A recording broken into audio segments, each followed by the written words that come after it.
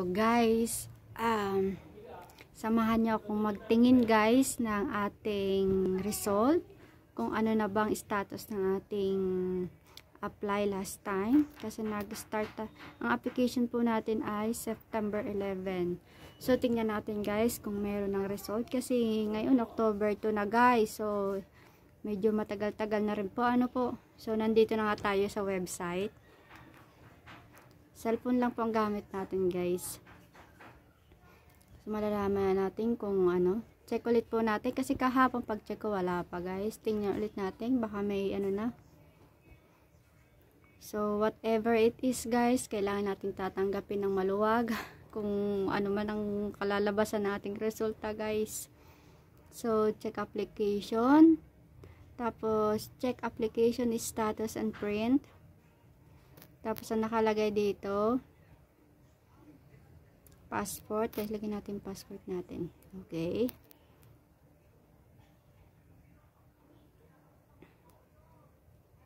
Name in English. Yung pangalan natin guys, yung nakalagay sa passport, dapat ilalagay natin. Tapos, date of birth. Lagay natin yung sakto guys, na birthday natin. And, month and date. Hindi. Date is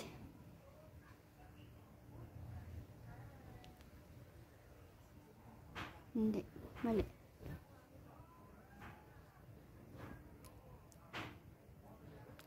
Ulitin natin yung birthday. Nagkamali ako sa birthday. So guys, kinakabahan ako guys. Kasi ngayon lang ulit ako nag-check. Kanina umaga hindi tayo nag-check. So, ready na. Pipindutin na natin yung search. So Lord, sana po positive tayo dito.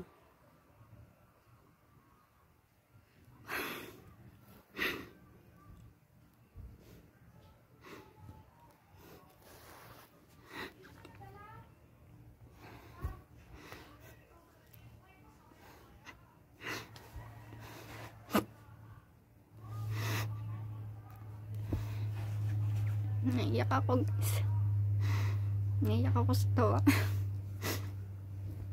Finally.